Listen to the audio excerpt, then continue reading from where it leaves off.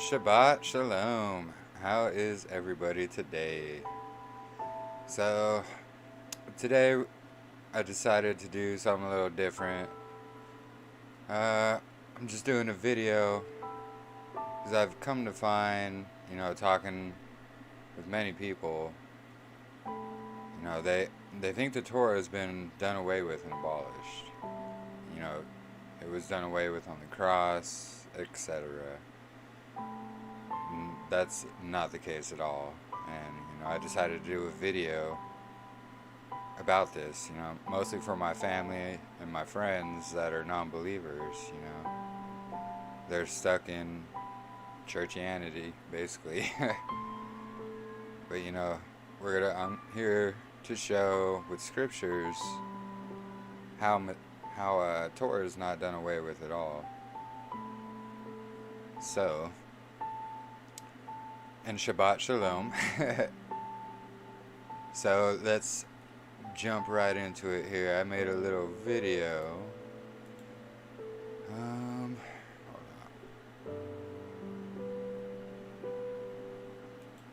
So it's not a Hollywood quality, so forgive me, but here we go. I'm just gonna hit pause here and explain each slide basically as we go. So let's begin here.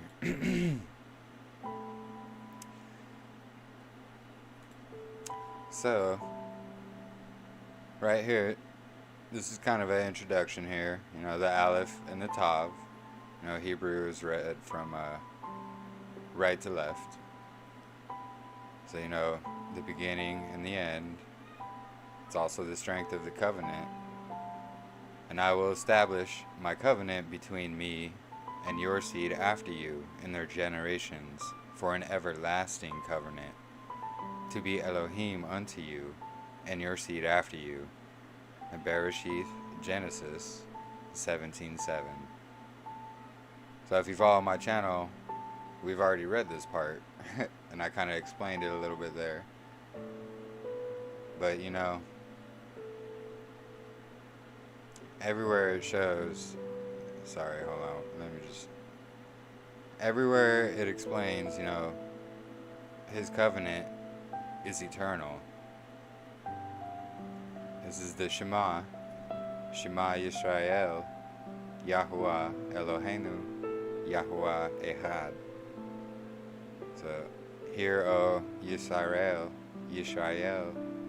Yahuwah Eloheinu, Yahuwah is one. Deuteronomy 6:4. So, on to the next slide here. So, this is I borrowed this from one of my sisters off Facebook here, actually. So, this is actually and a couple excerpts from a old KJV, I believe, King James version. But the Pentateuch, which I'm gonna just read through it here, and it'll explain it, which is the Torah. This was taken out of I think like a 1611 King James, pre-1611, something around there. But I digress. Hold on. So, the Pentateuch is the Greek name given to the 5 books commonly called the 5 books of Moses. In the time of Ezra and Nehemiah, it was called the Law of Moses, or the Book of the Law of Moses, or simply the Book of Moses. This was beyond all reasonable doubt our existing Pentateuch, the book which was discovered in the temple in the reign of Josiah, and which is entitled the Book of the Law of Yahweh by the hand of Moses, was substantially, it would seem, the same volume, though it may afterwards have undergone some revision by Ezra. The present Jews, as we have already seen, call the whole by the name of Torah, the law, or Torah Moshe, the law of Moses. Now, Torah in Hebrew just means instruction. So we'll continue here. The division of the whole work into 5 parts. Hold on just 1 second. Let me double check the chat, make sure everyone can hear me okay.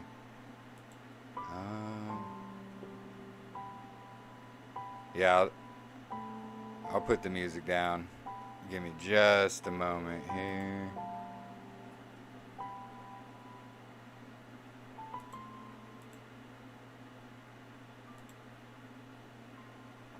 Alright.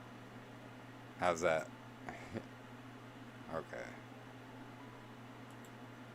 It says error on my end, but it always says that, but they end up fine. I don't know what's up with that.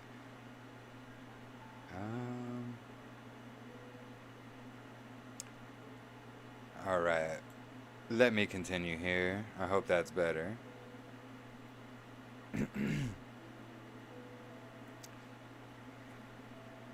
So, the division of the whole work into 5 parts was probably made by the Greek translators, for the titles of the several books are not of Hebrew, but of Greek origin.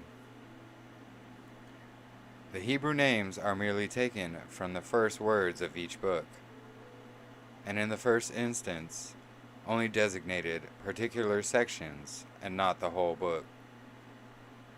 The MSS of the Pentateuch, forming a single roll or volume, are divided not into books, but into a larger and smaller sections called Parashiot and Sedarim.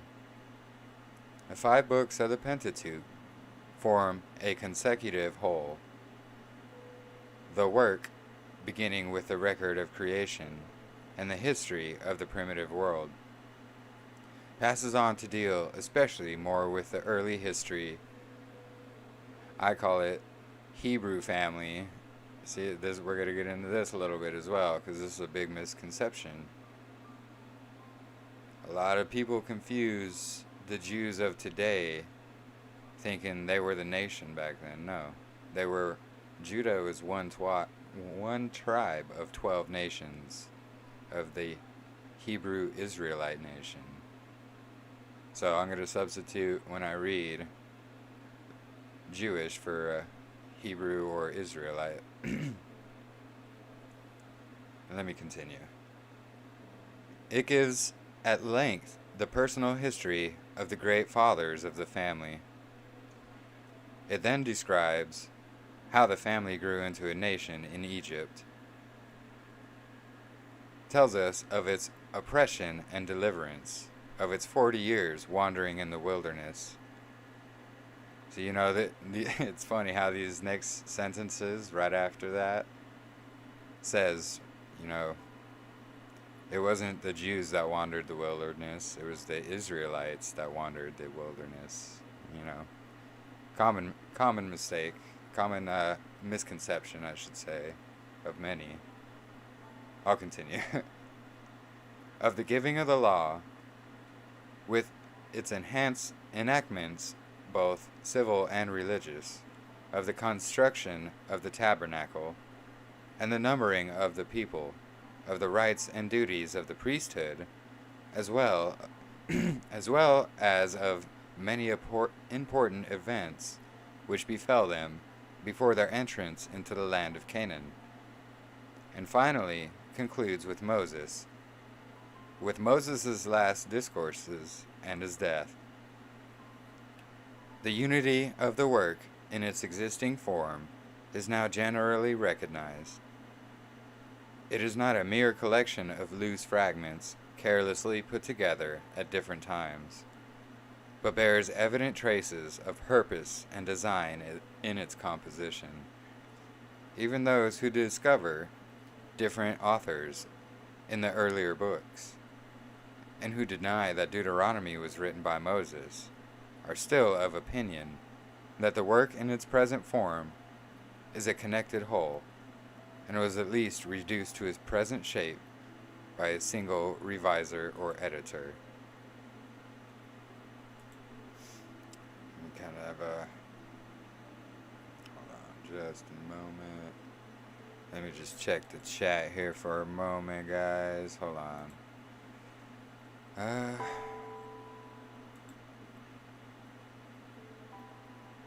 Okay, music's good. Alright. Sounds good.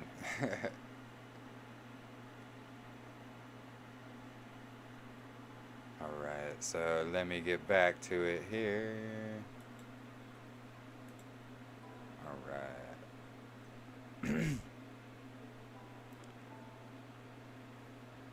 So, till the middle century of the last century, it was the general opinion of both Jews and Christian that the whole of the Pentateuch was written by Moses, with the exemption of a few manifestly later additions.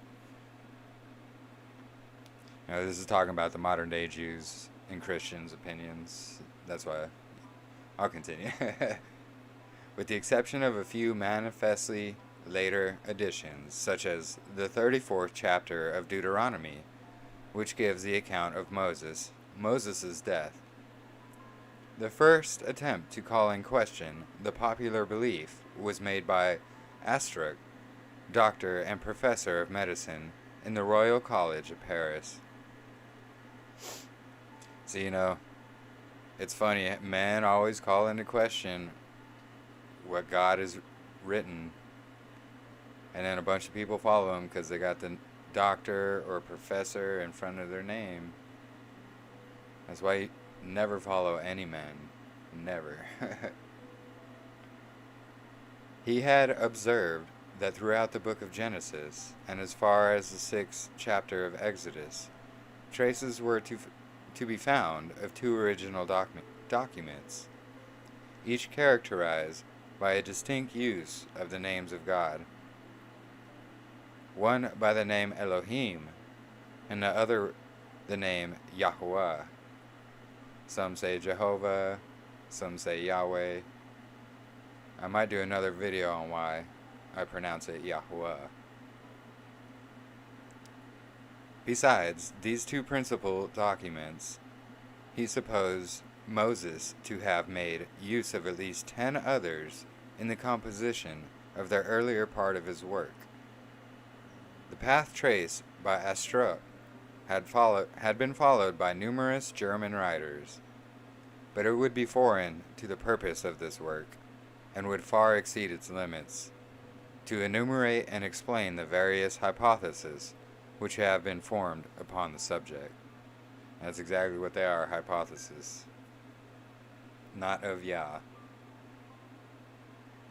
It is sufficient here to state that there is ample evidence for believing that the main bulk of the Pentateuch, at any rate, was written by Moses, though he probably availed himself of existing documents in the composition of the earlier part of the work.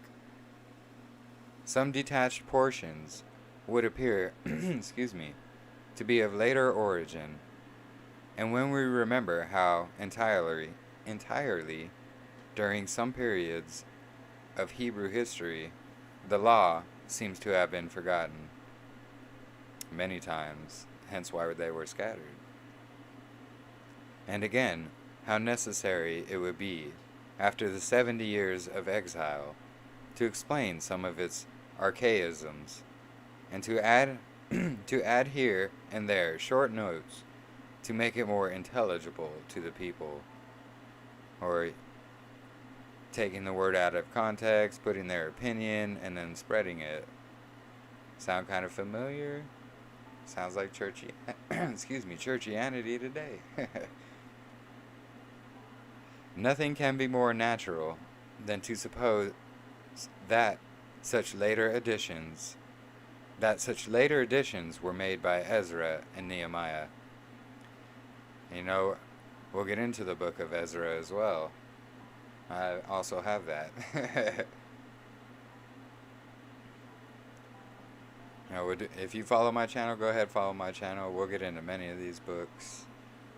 I've already done the 12 Patriarchs, the Apocalypse of Moses, etc. Anyway, I'll continue.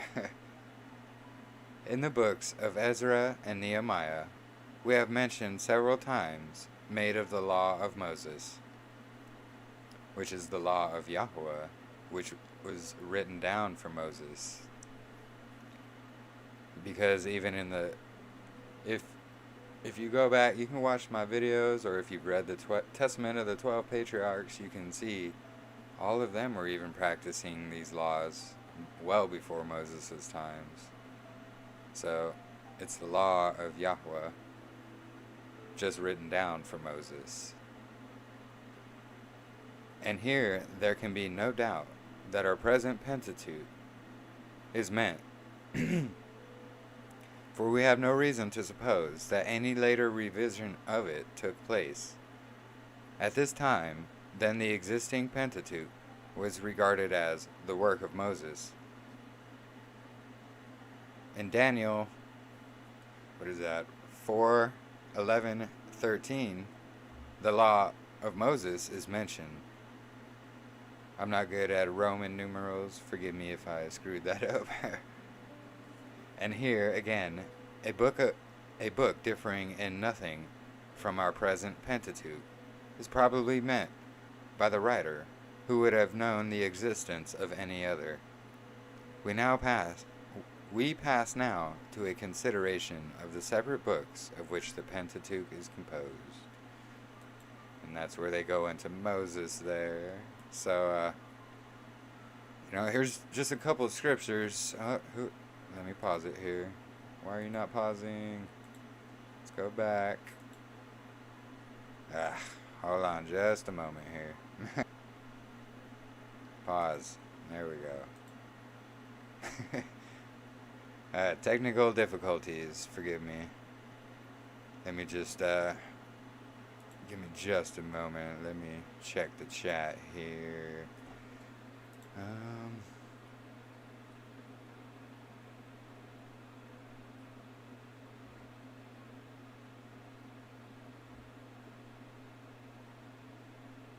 Let's see. Professionals are employees. Employees have titles. And there are no better than laymen of similar experience. Oh yeah, I mean, I agree. But just because they have a title does not mean they're correct, I don't know if that was a question. Forgive me.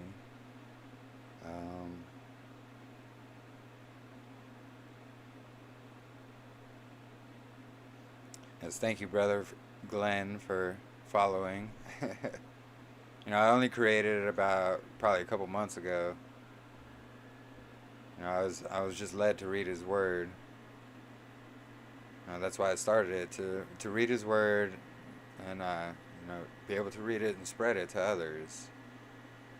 All His books, the apocryphal, extra biblical books, all of them. Okay.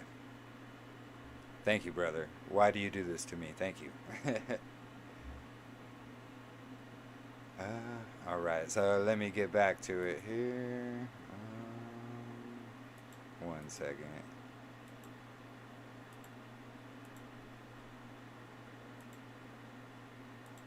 Alright. So here's a couple passages. Let me just read it here. So these passages in Deuteronomy 18 paired with a passage from Acts 3 shows that belief in Messiah Yahushua is a Torah command. So let me read Deuteronomy here first. It'll be the one on the right. So Deuteronomy 18:15-19. Yahuwah, your Elohim, will raise up for you a prophet like me from among you, from your brothers.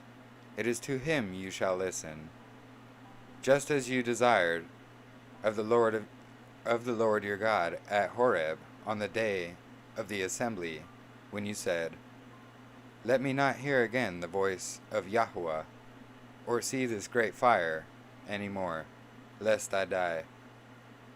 And Yahuwah said to me, "They are right in what they have spoken. I will raise up for them a prophet like you from among their brothers, and I will put my words in his mouth, and he shall speak to them all that I command him. And whosoever will not listen to my words that he shall speak in my name, I myself will require it of him. So here, the passage from Acts 3:22 through 24. Moses said, Yahuwah Sabaoth will raise up for you a prophet like me from your brothers. You shall listen to him in whatever he tells you. And it shall be that every soul who does not listen to that prophet shall be destroyed from the people. And all the prophets who have spoken, from Samuel and those who came after him, also proclaim these days. Now, this was Messiah. They're talking about Messiah here. So, even Moses spoke, saying, if you do not follow Messiah, it's pretty much you're disobeying a direct command from Yahuwah. So let's continue here. So, pause. Why is it not pausing? What the heck? Ugh. So, let me just check here.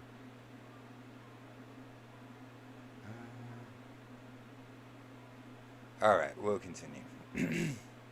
Thank you, brothers and sisters, whoever may watch. So here's some key differences between the Melchizedek and the Levitical priesthoods.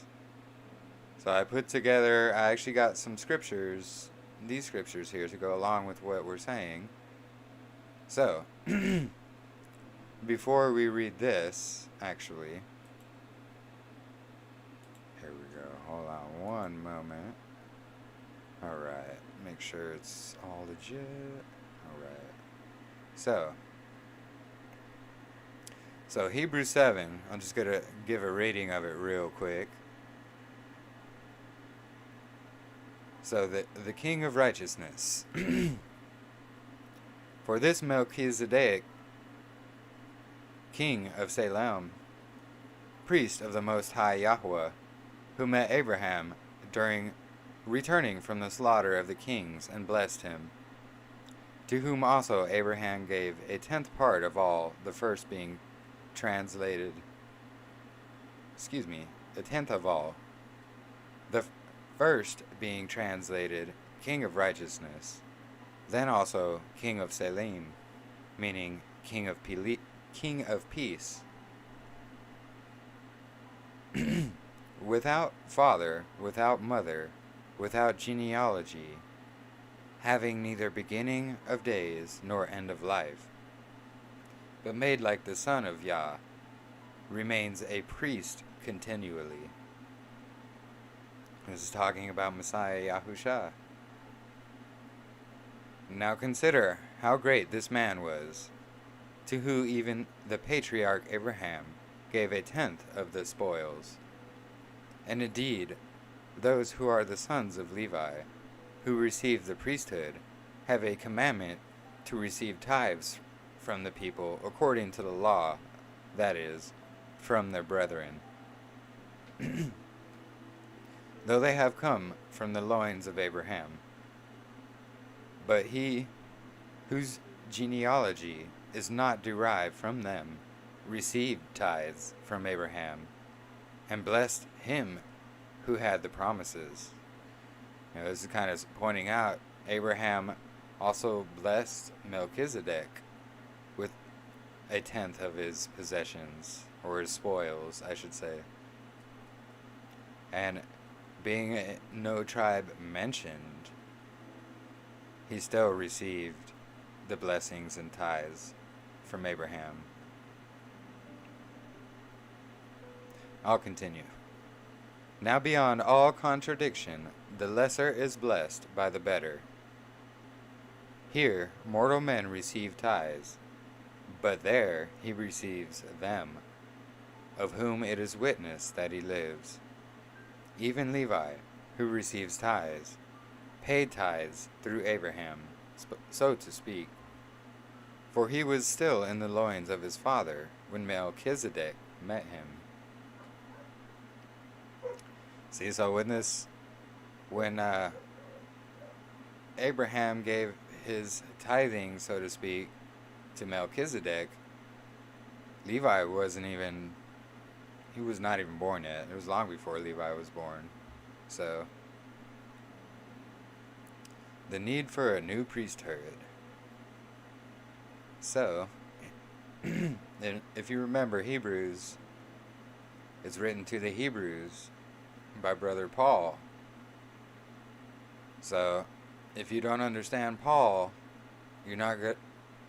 Or, excuse me, let me back that up. If you don't understand Torah, you're not going to understand Paul and what he was talking about. I'll kind of point it out here a little bit. So, therefore, if perfection were through the Levitical priesthood, for under it the people received the law, what further need was there that another priest should arise, according to the order of Melchizedek, and not being called according to the order of Aaron? Basically, he's stating, if the priesthood of Levi, the Levitical priesthood, was meant to be eternal, why would there be another priesthood, Melchizedek, that says it's eternal, not being of the order of Levi, or of a tribe not even mentioned? So, for the priesthood being changed, of necessity, there is also a change of the law. And we'll get to that too. Does that mean you change the entire law? No. You change the Levitical priestly duties of that law. Because, why? We are no longer under the Levitical priesthood. We're under Melchizedek priesthood. That is Messiah Yahushua. That's an eternal priesthood. And we'll get into that as well. For he of whom these things are spoken belongs to another tribe, of which no man has officiated at the altar. Now, let's just kind of get in. No one's been. It's not a tribe of Aaron and Moses. For it is evident that for that our Messiah arose from Judah, of which tribe Moses spoke nothing concerning priesthood. And yet far more evident, if the likeness of Melchizedek, there arises another priest, who has come not according to the law of a fleshly commandment, but according to the power of an endless life. So, this is saying the Levitical priesthood, they were just fleshly. And yes, they even had to cleanse themselves before blessing the people. Forgive me. And you got to remember also, this is the time of the Pharisees, and they were pushing additions to the law of Yahweh. So, there's going to be differences in what Paul is referring to in law, basically. He was a Torah scholar, so. Let me just kind of check the chat here.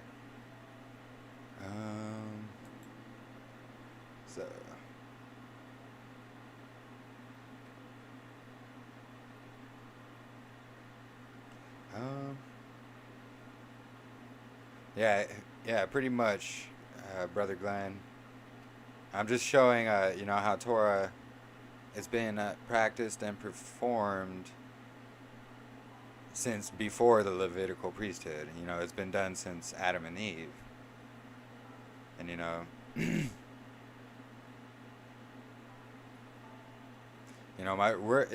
I'm not trying to make it a very long video.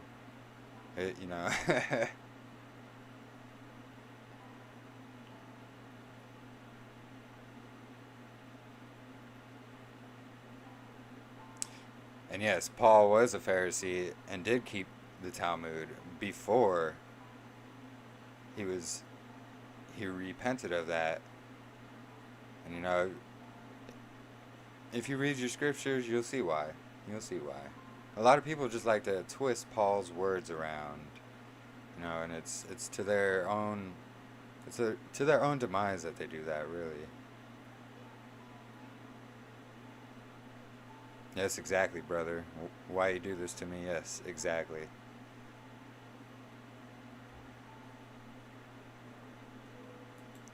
Alright, so let's get back to it here. So, for he testifies. Excuse me 1 second.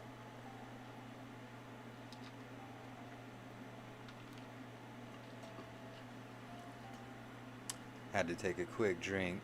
My apologies. So, for he testifies, you are a priest forever, according to the order of Melchizedek. For on the one hand, there is annulling of the former commandment, because of its weakness and unprofitableness. For the law made nothing perfect. On the other hand, there is the bringing in of a better hope, through which we draw near to Yah. So this right here, a lot of people like to take this and twist this and say, oh yeah, that the law's done away with, see? No, absolutely not. For the law made nothing perfect, is what he's saying, because it was under the Levitical priesthood, who they themselves were not perfect. So,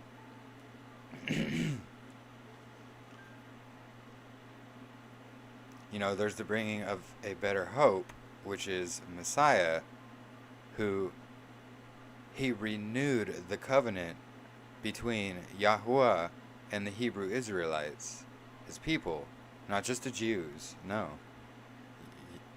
Jews is two terms, basically. There's the Jews of the tribe of Judah, of the nation of Israel. Then there's the Jews who follow Judaism, and Judaism follows the Babylonian Talmud and other blasphemous, disgusting writings. So we're kind of getting into that a little bit at the end here, but let me continue. The greatness of the new priest. Inasmuch as he was not made priest without an oath, for they have become priests without an oath, but he with an oath made by him who said to him, Yahuwah has sworn and will not relent. You are a priest forever, according to the order of Melchizedek. So, by so much more, Yahushua has become a surety of a better covenant. Meaning, he's just renewed the covenant, only under a different priesthood. That's the whole thing. Meaning, no more animal sacrifices, etc. Also, there were many priests because they were prevented by death from continuing. But he, because he continues forever, has an unchangeable priesthood. Therefore, he is also able to save to the uttermost those who come to Yah through him, since he always lives to make intercession for them. So that's absolutely, that's it. Messiah, he intercedes, he is our intercession for Yah. He intercedes on our behalf, just as the Levitical priests interceded for the nation of Israel back in the time of Moses. But they themselves had to purify themselves. And they also passed away, leaving on to next generations, which inherited corruption and so and so. So, but Messiah's priesthood under Melchizedek is eternal. It's just kind of showing, this all goes along with Torah. Let me continue. For such a high priest was fitting for us, who is holy, harmless, undefiled, separate from sinners, and has become higher than the heavens, who does not need daily, as those high priests, to offer up sacrifices. You talk about the Levitical priests. First for his own sins, then for the people. For this he did once for all, when he offered up himself. For the law appoints as high priests men who have weakness. But the word of the oath, which came after the law, appoints the Son who has been perfected forever. So, quick look at the chat here.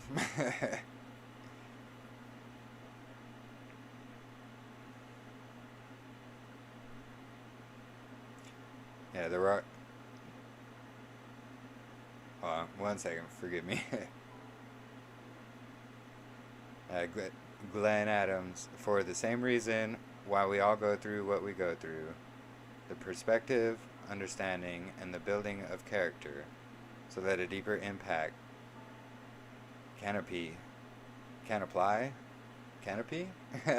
made all to glorify the Father, and the purpose of the way we are to walk as his children. Yeah, I agree.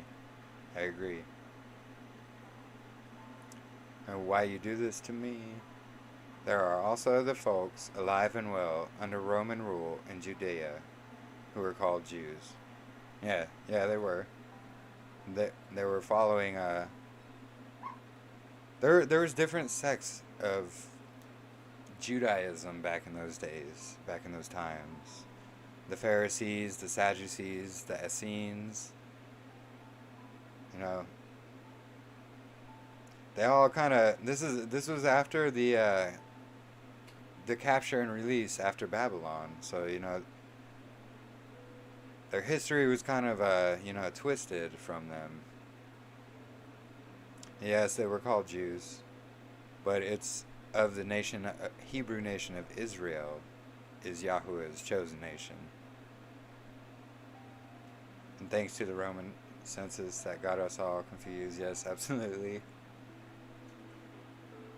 The surety pays all debts. It's an accounting term. All debts prepaid. In the works of the law, you do it right. That's how the rich people never pay for anything. Yeah, exactly.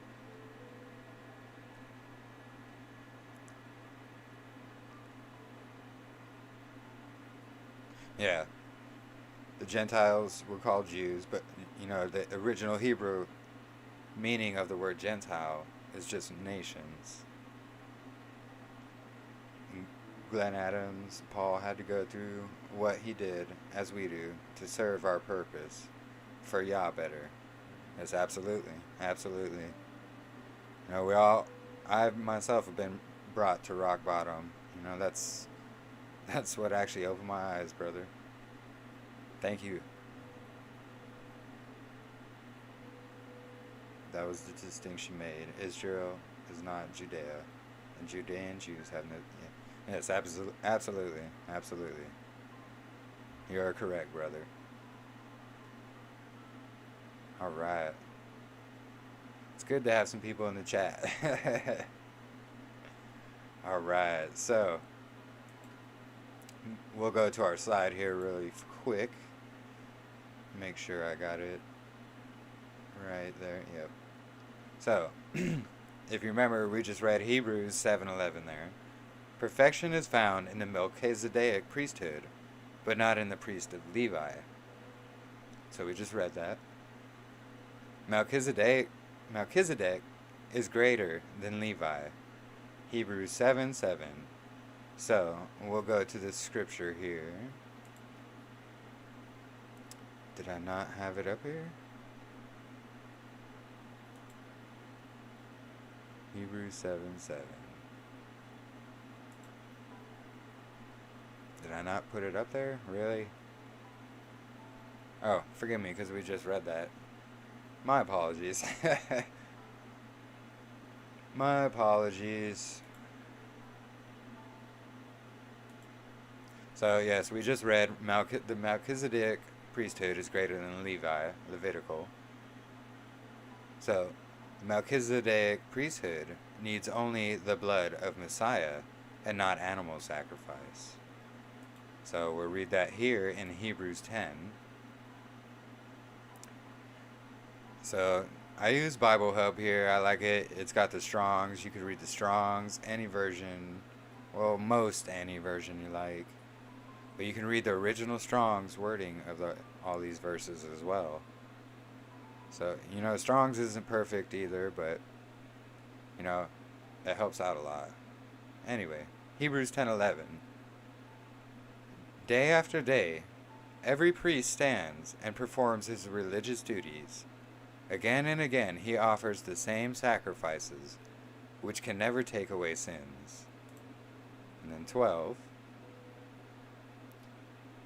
But when this priest had offered for all time one sacrifice for sins, he sat down at the right hand of Yah.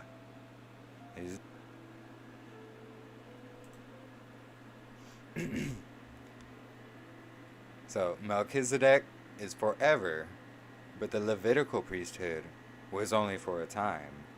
Hebrews 9:10. So, let me just kind of X these out as we go so I don't get lost. So Hebrews 9:10, I'm just scrolling down so you guys can read all the different versions or these, whatever. So Hebrews 9:10.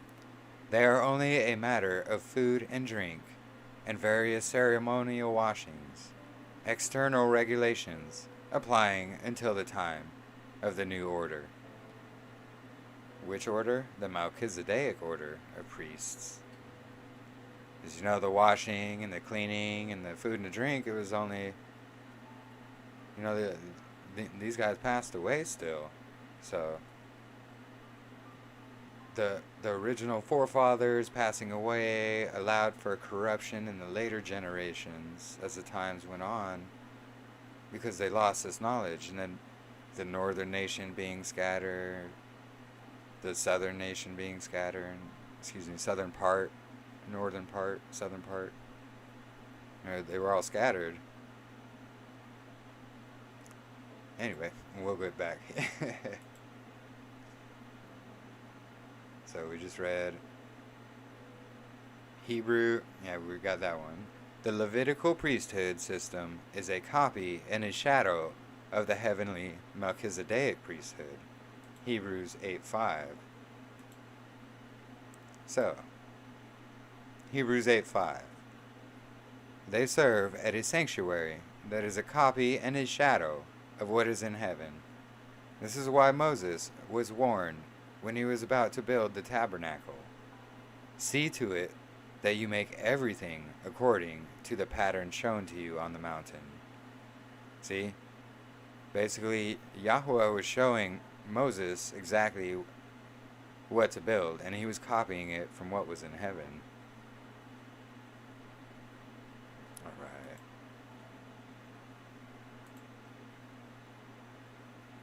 It is impossible for the blood of bulls and goats to take away sin, but Messiah saves completely through his priesthood.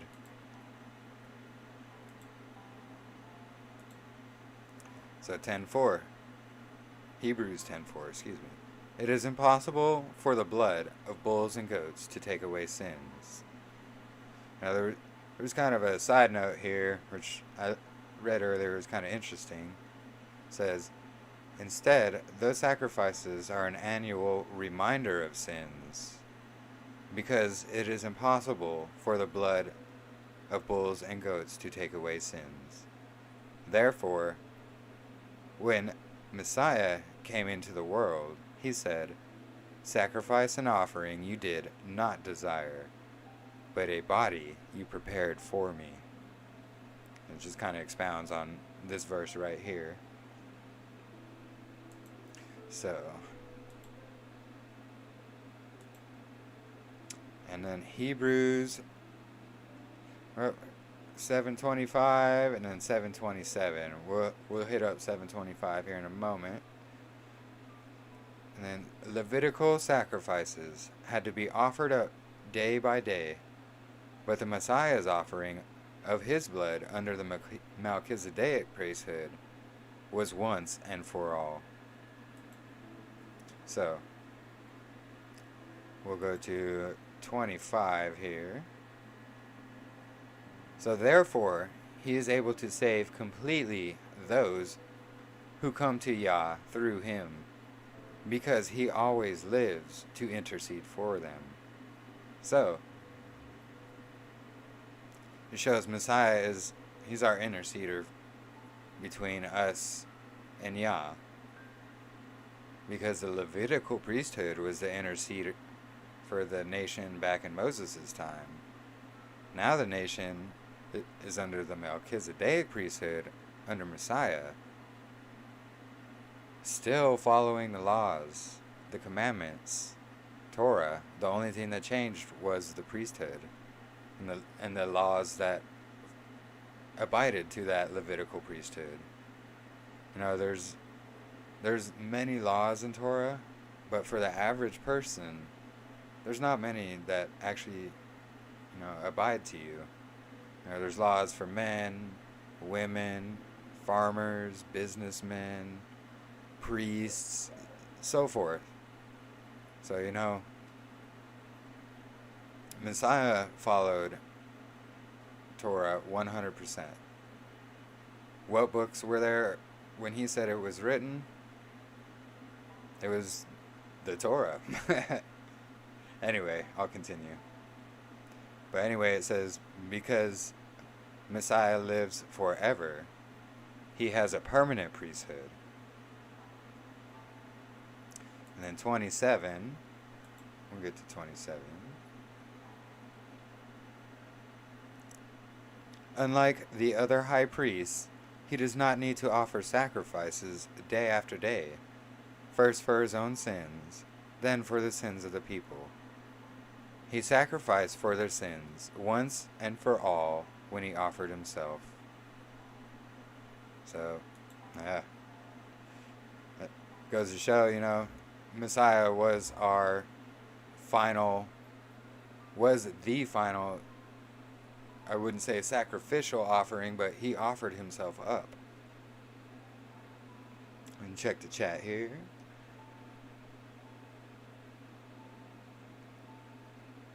So, hey, shalom, Melissa, Melvin P. Jones.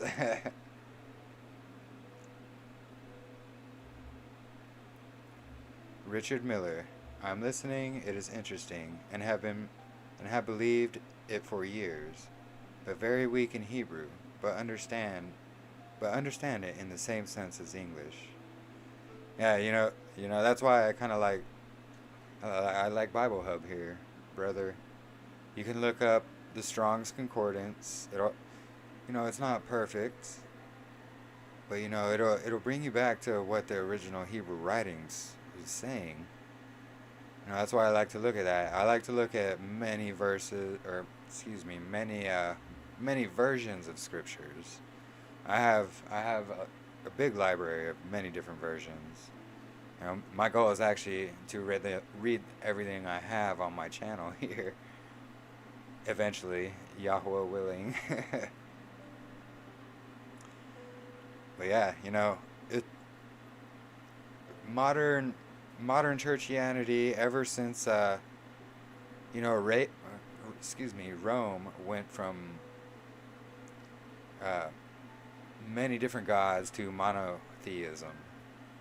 So, in doing that, he adopted many of these pagan laws and traditions and such into what's called Christianity now, and outstemmed the papacy from that, which definitely changed the laws, the times, many things. They tell you all you got to do is believe. You know, that's very untrue and detrimental. You know, all you got to do is read for yourself and see, you know, his word, he's the same back then, he's the same now, he'll be the same forever. You know, Messiah was basically just, he's Yah's right hand. That's what he is. He's a part of Yah. And then,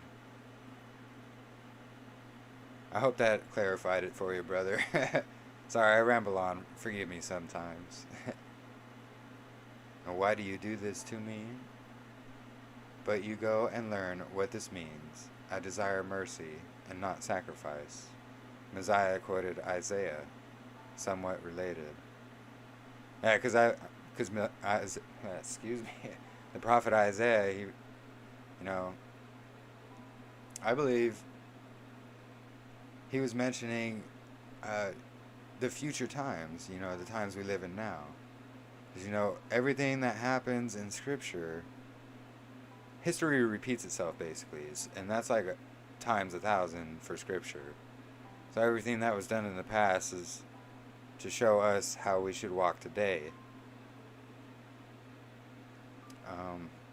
Yeah, I believe Isaiah knew a lot. He was a very good prophet. We'll get into his readings as well. Not on this broadcast, but a future one. Glenn Adams, Yahushua followed Torah 100%. He wouldn't have known his father's character otherwise. Absolutely. Absolutely.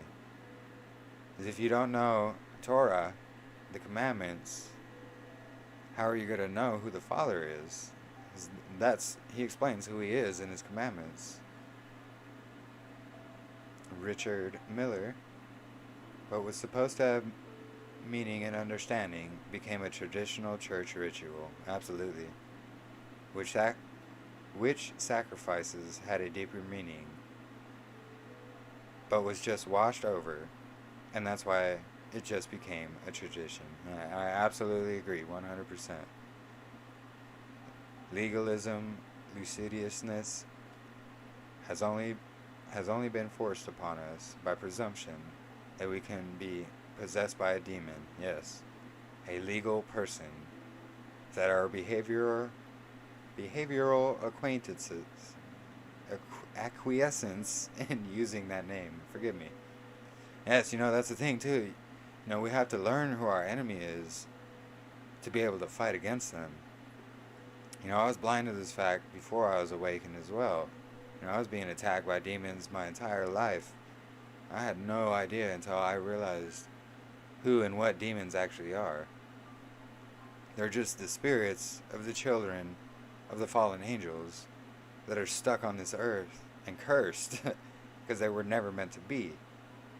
So once you understand that, and then you understand what they use, and that Hasatan is in control of this entire world because Yah has allowed it for a time, then you will see how easy it is for demons to they just make their way right into people.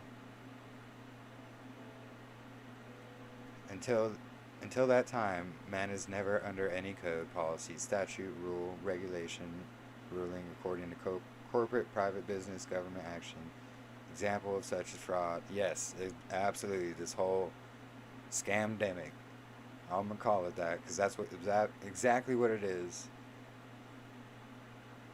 All government of today are private businesses. Yep.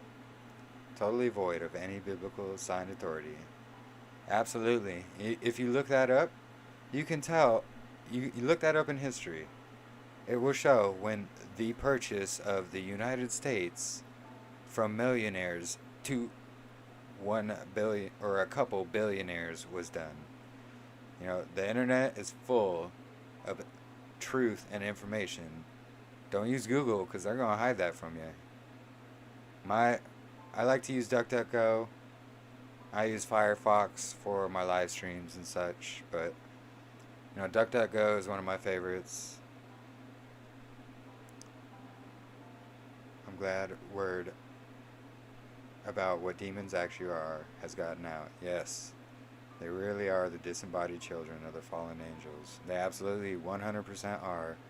You know, Hollywood, the music industry, all of them, these are just satanic rituals to deceive the masses.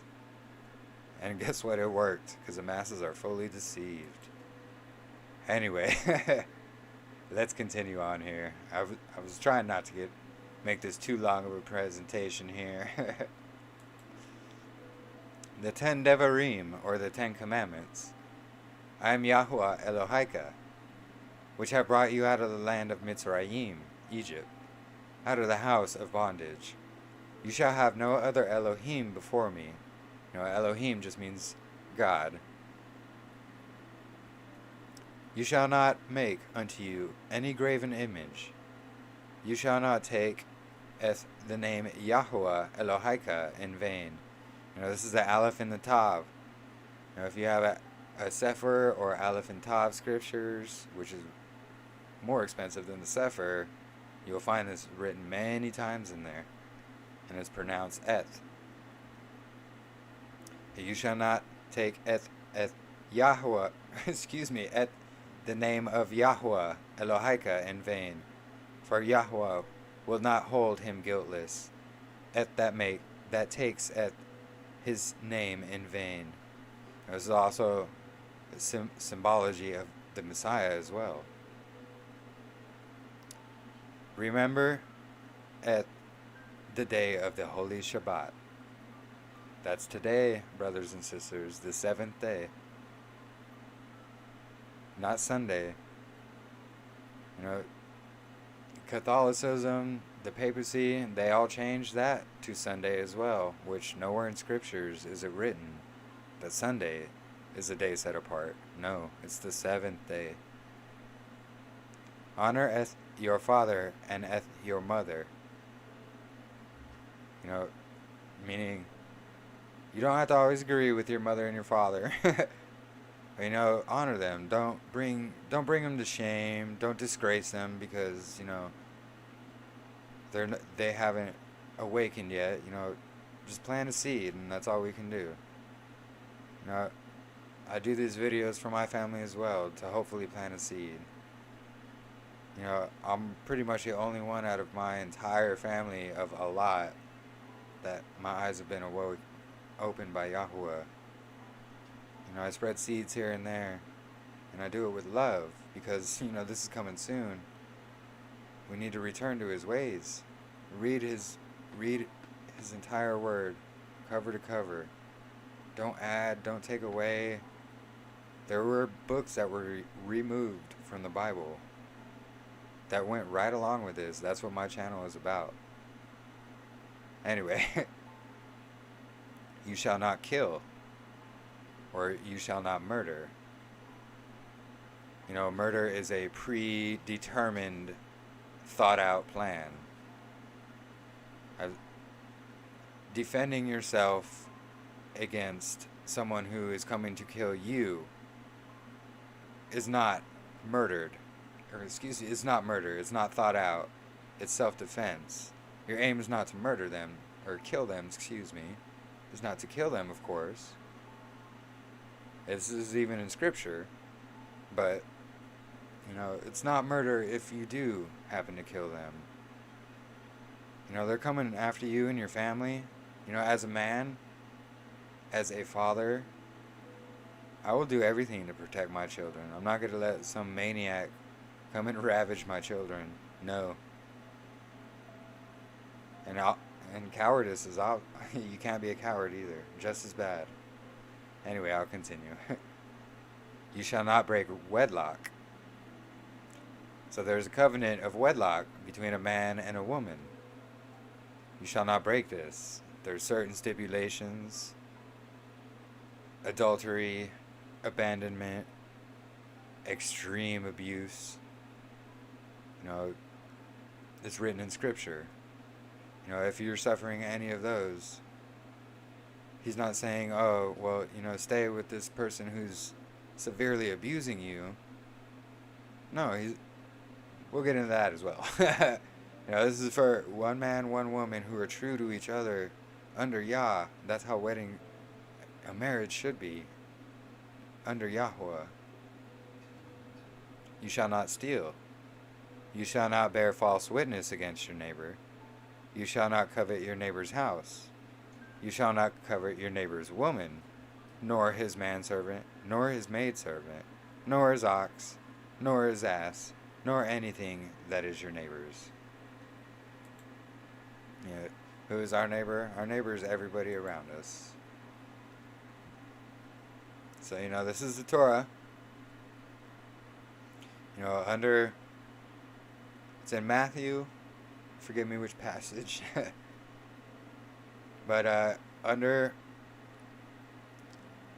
these two commandments falls all the law.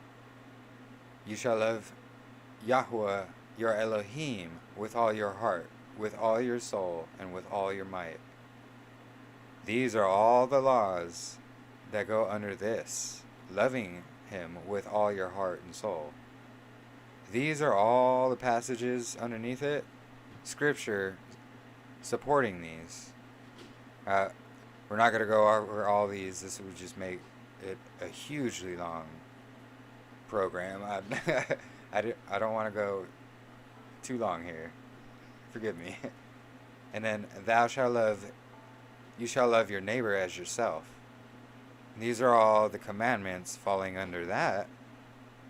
And then all the Torah laws, laws of Yah, scripture backing that up.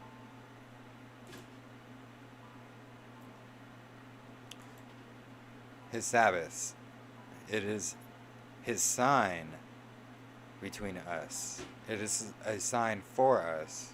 You shall surely observe my Sabbaths, for this is a sign between me and you throughout your generations, that you may know that I am Yahweh, who sets you apart.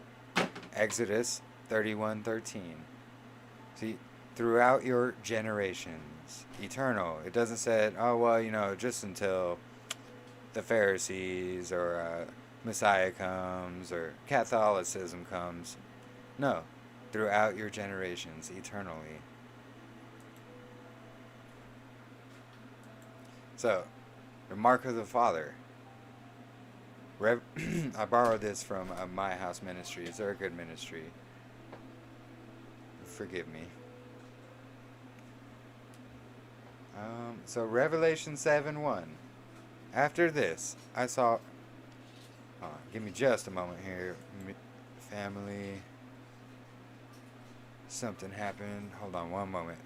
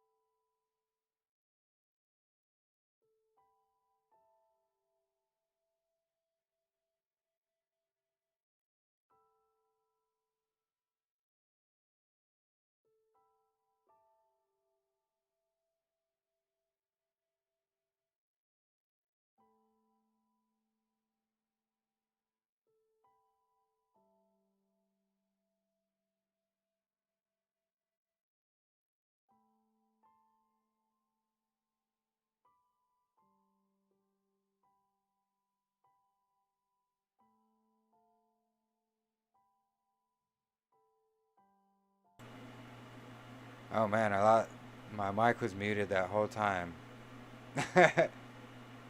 My apologies. I should have checked the chat. Ah. Anyway, I was pretty much going over and reading these slides here. Forgive me. Something always happens.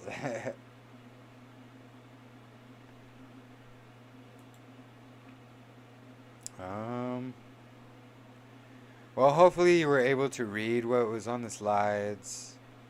I gave a little bit of commentary here and there. Basically at the end I was just stating, showing how Jews are not the nation of Israel. Jews are the followers of Judaism, who follow those traditions of men and not traditions of Yahweh. Forgive me for my mic being muted. I just check the chat here for a bit.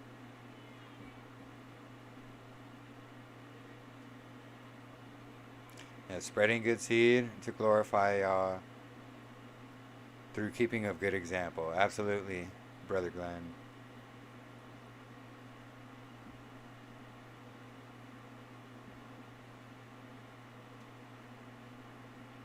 Looks like there's no questions. My apologies. Again, I don't remember where I even left off on that. Oh well, you could read the slides. I was basically just giving my commentary over them. My apologies again. If you haven't, please like and subscribe to my channel and share it. Right now I'm on a 7-day ban from Facebook, fascist book, whatever. I'll be allowed back Monday, says the Fuhrer.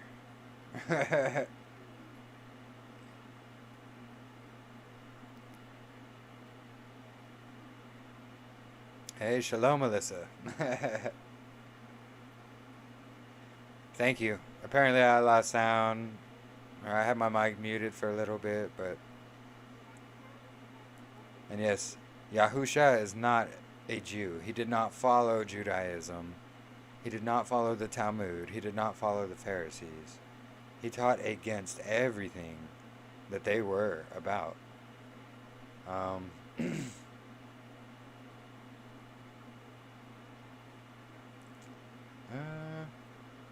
Looks like there's no more questions. How long? An hour and 47 minutes. Oh, goodness.